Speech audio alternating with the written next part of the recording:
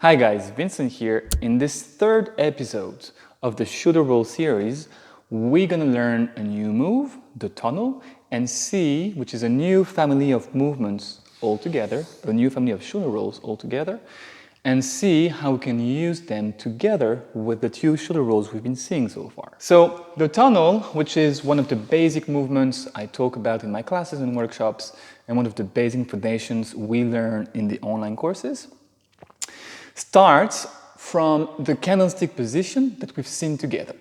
This straddle candlestick in which you can grab your hips for balance and in which we have both shoulder blades lying down on the ground. And what's very important here is to remember what we talked about in the first episode, which was bringing the foot down involves the opposite shoulder blade lifting from the ground, which in essence translates the idea of floor work. It's not about how flexible your hip is in that instance, but more so how good you are at transferring your weight from one body part to the other. So, to remind you, we were here. So in a candlestick position, pelvis over the head, straddled legs, with the hands supporting the hips for balance, and then you could play with your arm position if you were comfortable. We were looking to the side and placing that foot, the foot on that side, on the floor, and in the process lifting the opposite shoulder. And by lifting the opposite shoulder, I really mean commit the weight on the shoulder of the same side until the opposite shoulder lifts. Again, going the other side, I bring both shoulders back on the floor. I look to the left. Left foot goes to the ground as the right shoulder lifts off the floor. Remember, the head should be able to be lifted from the ground, otherwise you're loading it in an improper way. From there, we're going to bring the knee of the leg that's supporting us down to have even more of a support. With one straight line from the foot that's in the air and our head, we're going to place the hand on the opposite side from the shoulder we're rolling on the floor and press against it. This is going to allow us to lower the leg that's in the air and allow us to come back up here. So again, candlestick, foot, knee, hand, push. At first, try not to go too high, because from this position, your brain will be able to remember how you came here and therefore to come back there the very same way, which is shoulder, leg up, one shoulder down, two shoulders down, the neck is never loaded, and down. And you already see where this is going. We now have the exit and we just learned a way to go into it. If we bring them together, we have a full movement.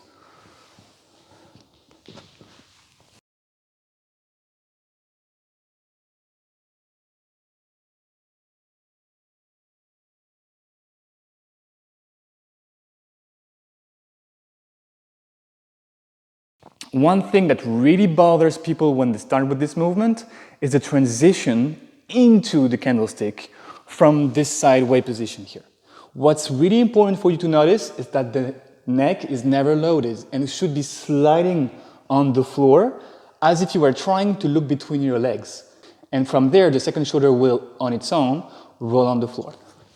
Here, it's not about doing anything with this leg as much as it is to look between both legs and let the second shoulder go down. Remember, if the weight goes too much towards the middle of the spine, you will fall. Once you understood both the exit and the entry in that movement called the tunnel, in my terminology, you want to go back and forth from one side to the other to understand that the actual starting point is not the candlestick, but rather that upright position here, which will soon transform into a 1990 again. So first thing first, going back and forth with the feet lifting off the floor and coming back gracefully, efficiently on the floor from one side to the other, starting in a straddle candlestick.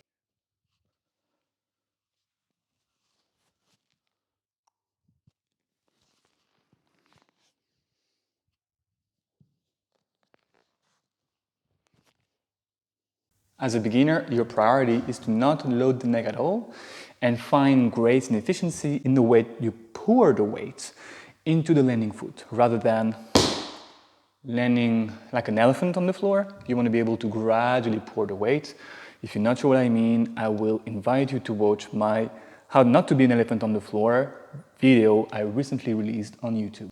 But if you're not a beginner, if you already got the gist of that movement, your goal is to be able not to cheat, which is something I really dive into in my workshops when I'm able to actually see you. But there's a thing that we all do when we learn movements on the floor. We find ways around our weaknesses. And one of the ways you can actually hijack this movement without being conscious of it is to slow down when you get to the difficult part, which is usually when we roll on the shoulders. So it looks like this.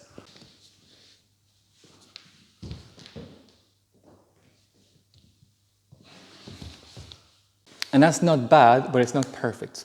And the way for you to know that you are mastering this movement is to be clear with the timing of it. And this is where there's so much value into inspiring ourselves from the world of dance. Even if you're not a dancer, which I wasn't not so long ago, you want to be able to recognize what's working in other areas than yours. In that case, we're going to consider that this tunnel movement is a 4-count movement, and that each step should be just as long or as short as the step before or the step following it. In other words, each shoulder and each foot landing on the floor or taking off the floor is 1 step. You have 4 steps. They each have to be as long as the previous one and as long as the following one. And shoulder, shoulder, foot, foot, and shoulder, shoulder, foot, foot, and shoulder, shoulder, foot, foot, and shoulder, shoulder, foot, foot.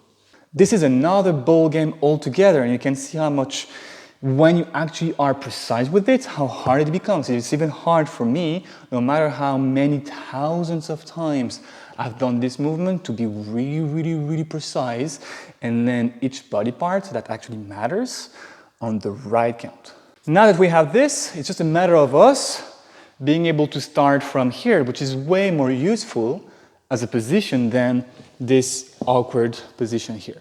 To do that, we're going to bring this shoulder here on the floor. And in order for us to create space, we're just going to bring this hand on the side of the shoulder we're going to roll on behind us. Bring the shoulder down. And very important, slide this foot, the upper leg, in front of the lower leg. Pressing on both feet, we're going to load that shoulder. Again, this movement is about loading the shoulders. And bring our bum to the ceiling. From here, we're going to look between both legs. And once more, if you do this efficiently, you should end up in that halfway position, the candlestick position. And from there, same ending, foot, knee, and rather than coming back up, we're going to bring the other foot down, bend both knees, bring the hip down gracefully, and voila, we are back into our 1990 again. Let's do that one more time. This hand goes backward, behind my bum to create space. And step 2 is I bring the upper leg in front of the lower leg to be able to push. Look between both legs. Land on the foot. Bend both knees. And hip down.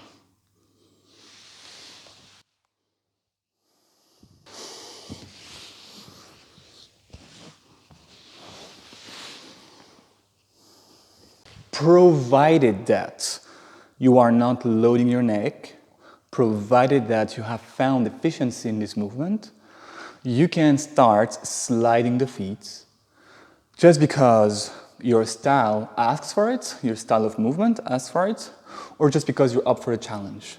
Remember, in my methodology, we kind of say that sliding the foot should be a default choice, and that lifting it shouldn't be the default choice anymore. Again, go back to the how not to be an elephant video to know exactly what I mean, because I start ranting about this. But the idea is that beginners lift their hands and their feet off the floor all the time for no reason. And right here, we have the choice to do that. At least we want to have the choice. Even if we're not concerned by aesthetics, we want to have the choice to keep them feet sliding or to lift them, depending on what's next, depending on what follows, etc., or on what precedes, etc., etc. Same idea, both feet keep sliding on the floor.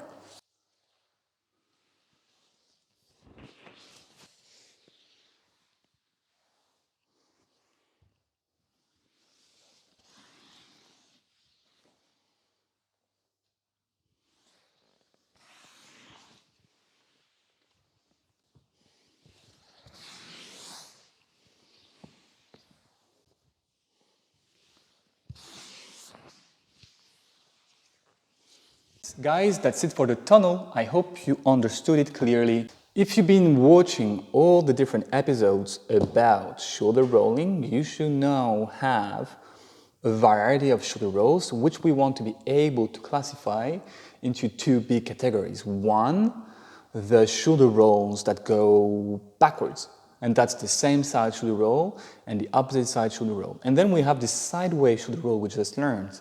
It's still a shoulder roll because it goes on the shoulders, and that's what we called today the tunnel. So keep this in mind. You have two big families, backward shoulder rolls and sideways shoulder rolls for now. In the next video, we'll be talking about a third family of shoulder rolls. As usual, guys, I hope you like the content of these videos. If you have any question, please drop me a message in the comments.